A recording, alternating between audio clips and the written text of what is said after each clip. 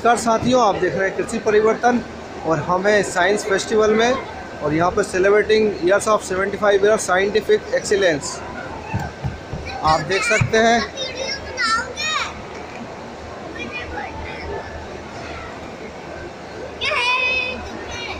रमन जी की बायोग्राफी से हम आपको परिचित कराएंगे। क्या नाम है सर आपका?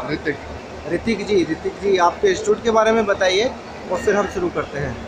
मेरे हाँ, सो मैं रमन रिसर्च इंस्टीट्यूट से हूँ जो बेंगलोर में स्थित है और मैं वहाँ पर साइंस कम्युनिकेटर की तरह काम करता हूँ। सो हम यहाँ पर जो हमने रेप्लिकेट किया जो बना है वो हमारे इंस्टीट्यूट में ऑलरेडी है, जिसको आर्काइव गैलरी के नाम से जानते हैं। तो यहाँ पे सर हमको बताएंगे कि सीवी रमन जी नाम है, सीवी रमन जी की जो बायोग्राफी है उन्होंने पूरा यहाँ पे डिटेल में समझाया गया है, कहाँ से शुरुआत करिए।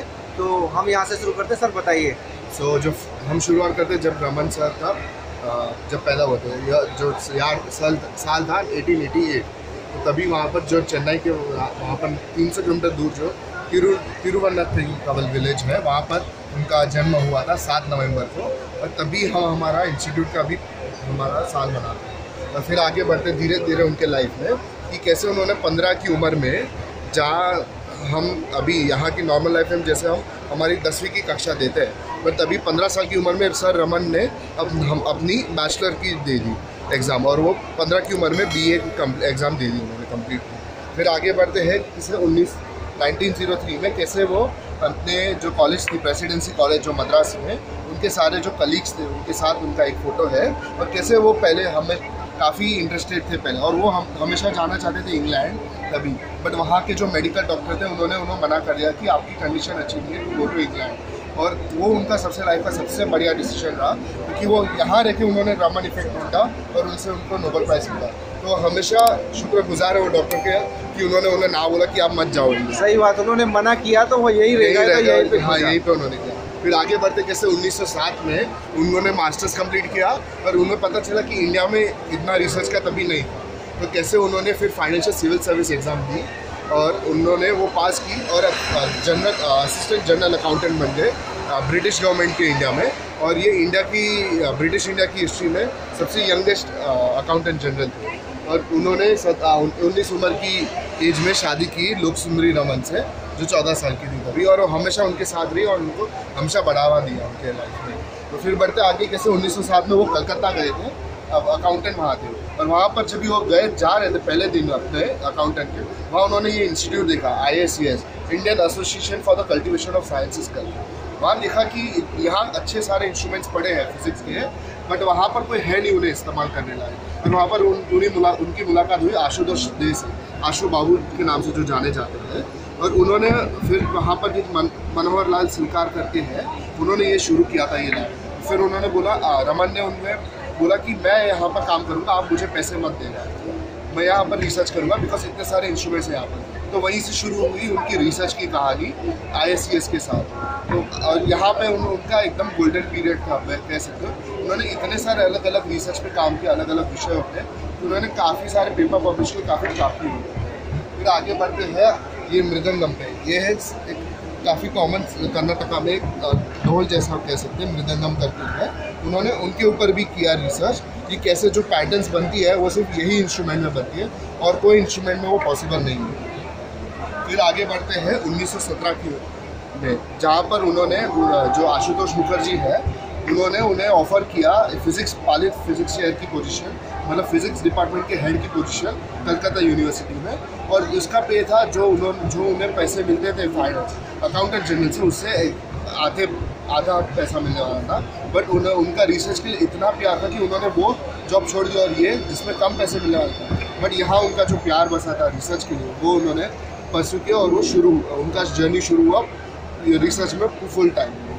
फिर आगे बढ़ते हैं कैसे 1921 में वो इंग्लैंड गए थे, और फिर जब रिटर्न आ रहे थे तभी उन्होंने देखा कि समुंदर को उनका साइंस प्रति इतना लगाव था कि वो हमेशा इंस्ट्रूमेंट्स लेके घूमते थे, जहाँ भी घूमने जाते थे। तो उन्होंने तभी 1921 में जब भी वो इंग्लैंड से वापस आ रहे थे शिप पे, क्योंकि तभी प्लेन्स तो होते नहीं, तो जो शिप पे आते थे तभी उन्होंने देखा कि लाइट की जो स्कैटरिंग होती है, जो तभी थियरी था कि समुंदर का पानी ब्लू क्यों है, नीला क्यों है, तभी बोलते थे कि आकाश की रिफ्लेक्शन है वो, बट एक्चुअली वो वैसा नहीं है। वो जो सूर्य की किरण आती है वो पानी के जो मॉलिक्यूल्स होते हैं, जो हाइड्रोजन और ऑक्सीजन होता है, उससे वो स्कैटर हो जाता है और उसकी वजह से वो ब्लू कलर आता है। और तो यहीं से उसकी नींव हुई थी शुरू रमन इफेक्ट की, जिसकी वजह से उन्हें नोबेल प्राइज़ मिला।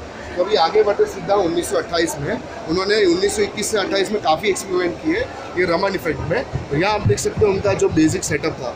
आजकल आप देखते हो नोबेल प्राइज़ में जो विनर जो जीतते हैं उनका लैब काफ़ी बड़ा होता है, कॉम्प्लेक्स विशाल होता है। ये था उनका सिर्फ इतना सा अपैरेटस और इसमें से उन्होंने इतना बढ़िया डिस्कवरी किया कि उन्हें नोबेल प्राइज़ मिला था। तो ये इफेक्ट क्या था कि जब भी आप कोई ग्रीन लेज़र कोई भी लाइट आप शाइन करते हो किसी भी मटेरियल पे, तो मटेरियल पे वो स्कैटर हो जाता है, वो लाइट जैसे फैल जाता है। तो जो फैलता है वो सेम कलर का होता है जो लाइट की मैंने फेंकी, समझो ग्रीन कलर का लाइट मैंने फेंका तो ग्रीन कलर का ही होगा। बट वो उसमें से 1 लाख लाइट किरण में से एक किरण ऐसी रहेगी जो उसकी लो एनर्जी वाली, कम एनर्जी वाली होगी, कम फ्रीक्वेंसी वाली होगी, जैसे लाल कलर। तो ये जो लाल कलर आना है उसको रमन इफेक्ट बोलते हैं। तो यहाँ पर उन्होंने उनके स्टूडेंट के साथ के.एस. कृष्णन जो आप देख सकते हैं यहाँ पर, वे उनके स्टूडेंट थे, उनके साथ उन्होंने ये रमन इफेक्ट ढूंढा था 16 फरवरी को, और 28 फरवरी को ये इफेक्ट कंफर्म किया उन्होंने। और इसी दिन को हम नेशनल साइंस डे मनाते हैं इंडिया में। सो जो रीज़न है नेशनल साइंस डे इंडिया में मनाने का वो था कि 28 फरवरी को सर रमन ने और के.एस. कृष्णन ने रमन इफेक्ट का ये आविष्कार किया था। फिर आगे बढ़ते हैं साल 1930 में, जब भी उन्होंने नोबेल प्राइज़ जीता था। तो वो स्वीडन गए थे और वहाँ पर उन्हें नोबेल प्राइज़ फिजिक्स में मिला था उनकी रमन इफेक्ट की थ्योरी। और ये रहा उनका मेडल, आप देख सकते हैं वहाँ पर नीचे जो उनके पुरस्कार मिला था और ये उसका मेडल।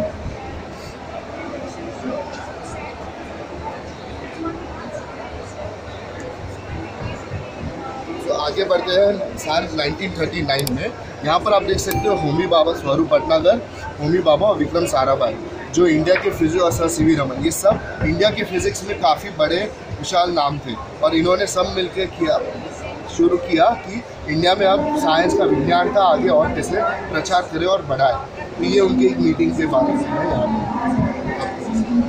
तो फिर साल 1948 में उन्होंने हमारा इंस्टीट्यूट रमन रिसर्च इंस्टीट्यूट शुरू किया था।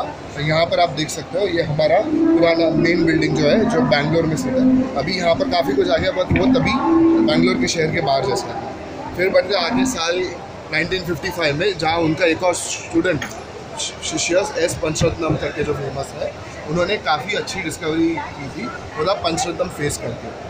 वो आप अगर मास्टर्स में जाओगे तो आप उसके बारे में पढ़ोगे, पंचरत्नम फेस के बारे में। फिर और आगे बढ़ते कि उन्हें उनका स्टूडेंट के प्रति प्यार कितना था।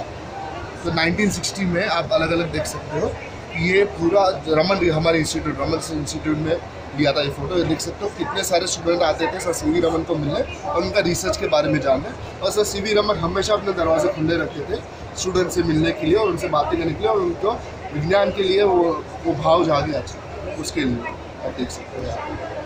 फिर आखिरी में आता है साल 1970, जब उनका देहांत हो गया था, जब उनकी उम्र थी 82 साल की। और यहाँ पर रमन रिसर्च हमारे इंस्टीट्यूट में यहाँ पर एक पेड़ स्थित है, उनके स्मारक में रखा है हमने। तो आप जब भी आप हमारे इंस्टीट्यूट आओगे तो आपको ये मेन लॉन में दिखेगा हमारा ये ट्री, जो जिसको हम रमन ट्री के नाम से भी जानते हैं।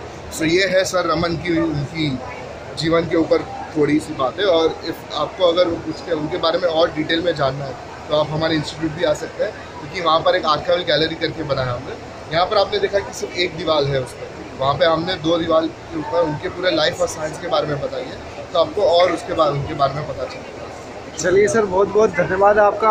आपने बहुत ही अच्छे से, बहुत ही सरल भाषा में, डिटेल में आपको पूरे अच्छे से याद है, क्योंकि आप बार बार लोगों को बता रहे हैं तो अच्छे से याद भी हो गया है। और आप खुद वहाँ के स्टूडेंट हैं? हाँ, मैं वहाँ पर साइंस कम्युनिकेटर था। हाँ, तो आप स्टूडेंट हैं, तो आपका तो इंटरेस्ट वैसे भी है ही।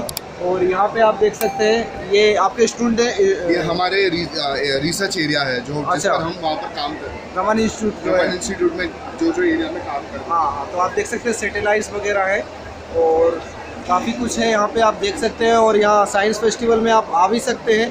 तो यहाँ पे काफ़ी खूबसूरत स्टॉल भी डिज़ाइन किया हुआ है और पूरी काफ़ी अच्छी जानकारी है, इन्फॉर्मेटिव जानकारी है यहाँ पर, और सर भी दे रहे हैं। तो आप देख सकते हैं पूरा स्टॉल है और काफ़ी लोग जानकारी लेने आ रहे हैं। अब सर, आप जो आपका इंस्टीट्यूट है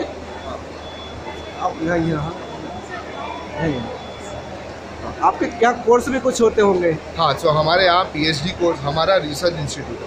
सो हम हमारा शुरू होता है पीएचडी से। पीएचडी होता है, फिर पोस्ट डॉक करके जो होता है, और फिर प्रोफेसर का होता है, और साइंटिस्ट का भी होता है। इसके अलावा हम विजिटिंग स्टूडेंट प्रोग्राम भी रखते हैं, मतलब बीएसपी करके एक चीज़ होता है, जिसमें अगर आप बीटेक में हो, बीई कर रहे हो, या फिर आप एमटेक या एमएस कर रहे हो, तो आप 6 महीने के लिए हमारे इंस्टीट्यूट आ सकते हैं और कोई भी प्रोफेसर के अंडर आप रिसर्च वर्क कर सकते हैं। आपको जिसके वर्क में दिलचस्पी होगी तो आप उनको मेल लिख सकते, हमारी वेबसाइट पे जा सकते हैं rri.res.in, और उस पर जाके आप देख सकते हैं कि कौन से टीचर कौन से रिसर्च एरिया में काम कर रहे हैं, तो आप वो देख सकते हो, और फिर आप उनको सीधा मेल कर सकते हो और ईमेल लिख सकते हो, तो फिर आप उनसे बात कर सकते हो और आप हमारे इंस्टीट्यूट आ सकते हो। चलिए, बहुत बहुत धन्यवाद सर आपका, आपने इतना महत्वपूर्ण समय कृषि परिवर्तन टीम को दिया और पूरी विस्तार से जानकारी हमको सरल भाषा में समझाई। धन्यवाद सर। धन्यवाद।